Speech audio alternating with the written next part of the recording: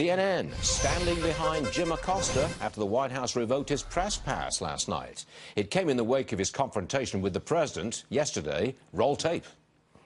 CNN should be ashamed of itself having you working for them. You are a rude, terrible person. You shouldn't be working for CNN. You're a very rude person. The way you treat Sarah Huckabee is horrible. And the way you treat other people are horrible. You shouldn't treat people that way. Just sit down, please. I'll give you voter suppression. Take a look at the CNN polls, how inaccurate they were. That's called voter suppression. I really wanted to show you the confrontation, because it was a confrontation. He was arguing with her. Okay, so we got this statement released by the White House here. The fact that CNN is proud of the way their employees behave is not only disgusting, it's an example of their outrageous disregard for everyone, including young women who work in this administration. Joining us now, former Utah Congressman, Fox News contributor Jason Chaffetz. The question is, though, it's one thing to ban the guy from a press conference. It's another to ban him from the White House and the White House grounds entirely. Should they have done that? Yeah, I think they should. Jim Acosta, the Karate Kid, he says he didn't even touch her. Watch the video. He did. And the way he acted was, it was embarrassment. And I think all of his colleagues would also be embarrassed. But I got to tell you, I think Donald Trump actually called him out on it, has called him out time and time again, and I hope he continues to do it. It doesn't have to have access to all of the White House. They're not banning CNN. They're banning somebody who is rude, who is acting inappropriately, and I don't think he should be allowed in the White House. It was appalling to watch that. Yeah, no, it was an embarrassment.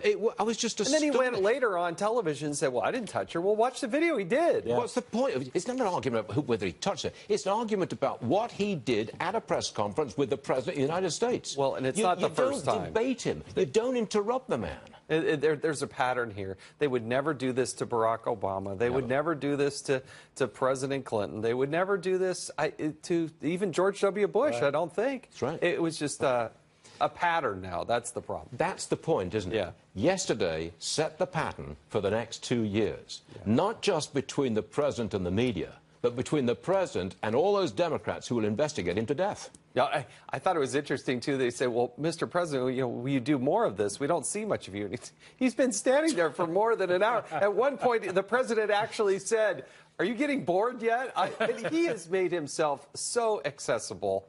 And he's also done something very smart, obviously, in going directly to the American people. And he made a smart comment. The comment was about the border, and the president said, I want more immigrants. We need more immigrants because hundreds of companies are coming in to build here. We need those workers legally. Yeah. He was saying legal immigrants. He gave a substantive answer. He didn't just blow the guy off. It was Jim Acosta trying to make it about himself. And a reporter who goes to school knows you're not supposed to be part of the story. No. You're given an opportunity to question the president. Exactly. The president answered. We got a straight answer out of you. That's a very good thing. Jason, I'm sorry I cut this short, but it's such a busy news day. I have to. But absolutely. Hope to see you Glad to be later. here. Thank you very much. Thank you. All right, check futures. Here's how we're going to open the market this Thursday morning. Down 60-odd points for the Dow, 40 for the NASDAQ. Now, this one took us by surprise. In the midst of the opioid epidemic, the FDA just approved a new, super strong, highly addictive opioid. 1,000 times more potent than morphine. Why did they approve it? Good question. We'll ask Dr. Siegel next.